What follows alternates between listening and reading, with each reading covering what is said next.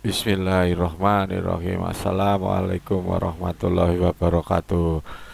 Terus pada kesempatan ini Bapak ingin menerangkan pada halaman 100, ya, 133 ya.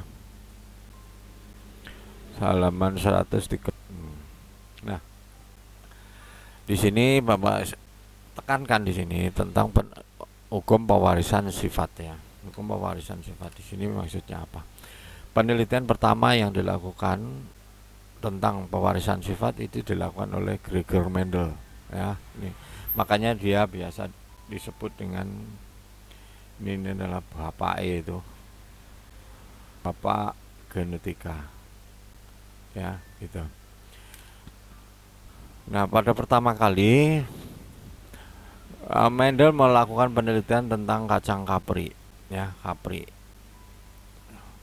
Penelitian pertama, kenapa dia menggunakan kacang kapri ya, itu berarti ada alasannya. Jadi alasan pertama, yang pertama itu adalah karena kacang kapri ini mudah dibedakan bunganya ya, bunganya ini maksudnya bunga. Terus dapat melakukan penyerbukan sendiri, mudah dilakukan penyerbukan silang, mempunyai daur hidup yang relatif pendek, daur hidup relatif pendek. Kenapa? Karena dengan daur hidup pendek kan penelitian lebih mudah ya. Itu kalau panjang kan nanti lama sekali gitu, nggak tahu hasilnya bagaimana. Yang kelima, menghasilkan keturunan dalam jumlah yang banyak hingga bisa mewakili hasil penelitiannya ya, penyerbukan silang.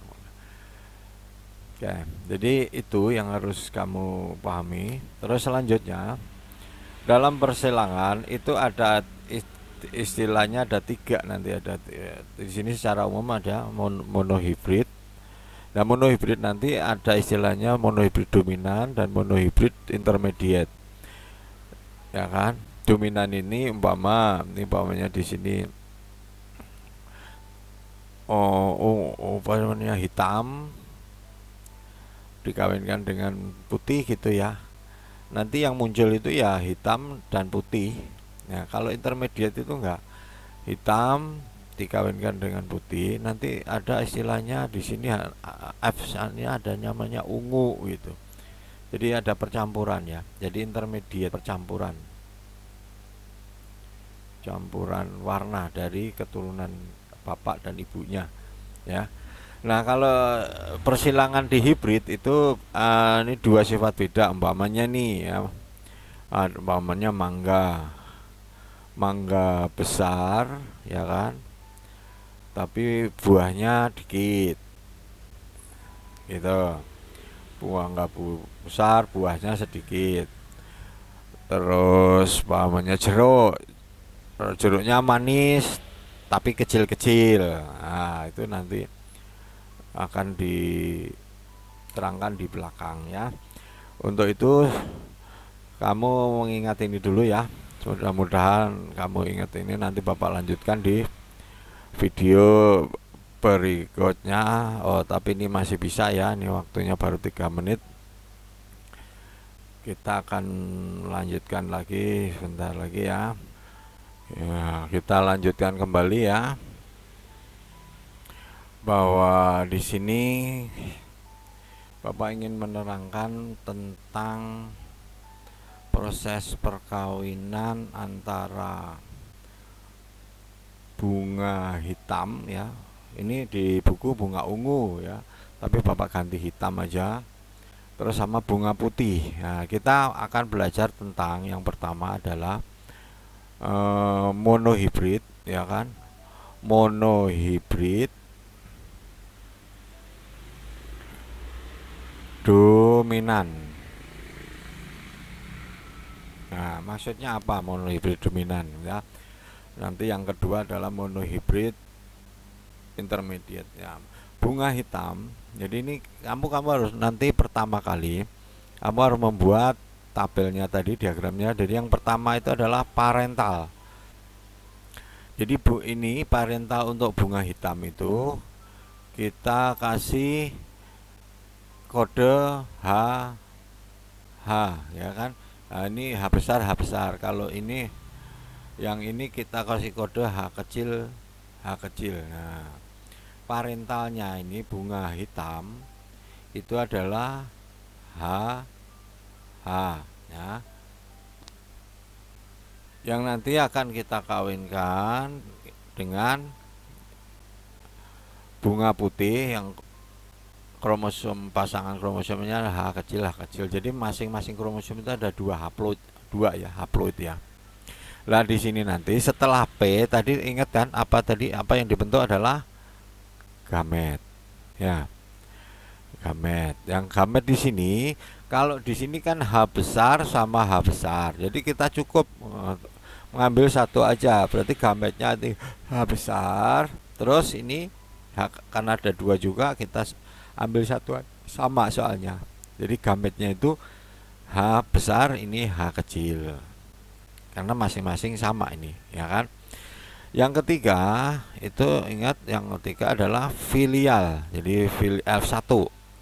Nah, gampang kalau filial ini berarti di sini akan terbentuklah yang disebut anaknya yang pertama adalah H besar, H kecil, ya kan? Ini adalah keturunan pertama. Oke.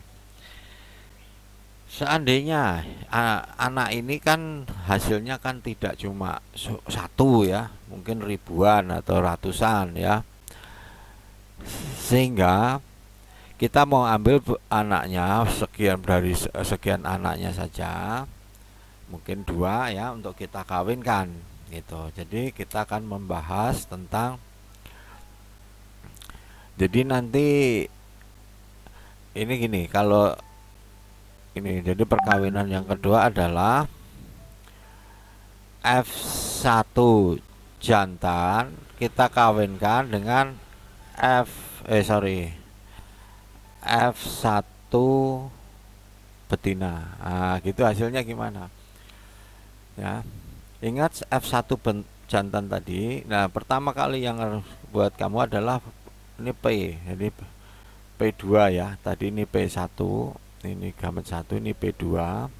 Perkawinan kedua itu antara ini dengan ini. Jadi gamet yang satunya adalah ini, masing-masing sama ini ya. H besar dengan H kecil. Kita kawinkan, ini jantan boleh, tina juga boleh. H besar dengan H kan sama, ini yang betina. Nah, setelah P biasa kita harus ngambil gametnya yang dihasilkan gamet kedua. Ya, itu apa gametnya? Karena di sini ada dua gamet yang berbeda. Jadi gametnya di sini ada dua ini. Yang pertama H dan H kecil, H besar dan H. Ini juga ya, ini juga menghasilkan dua gamet berbeda. Jadi H besar sama H kecil. Itu. Setelah G biasa, G adalah F. Nah, ini F2, berarti ini F pertama dikawinkan dengan F pertama menghasilkan F2. Nah, cara mencari hasil dari F2 itu bagaimana? Nah, caranya begini. Pakai tabel aja lebih mudah ya. Jadi gini. Ini yang jantan itu kan menghasilkan H besar, H kecil. Yang betina itu juga menghasilkan H besar, H kecil, kan gitu nih. Ya kan? Terus di sini kita pakai tabel di sini. Jadi gini maksudnya, kasih gini biar gampang ya, biar gampang lihatnya. Nah, gini. Di sini berarti apa? H besar, H besar. Di sini H besar, H kecil. H besar, H kecil, H kecil, H kecil. Nah,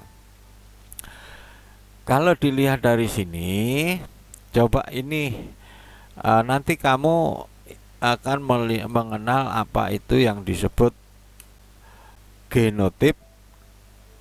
Ini waktunya mepet ya. Jadi ini dulu waktunya mepet, jadi saya selesaikan dulu sampai di sini.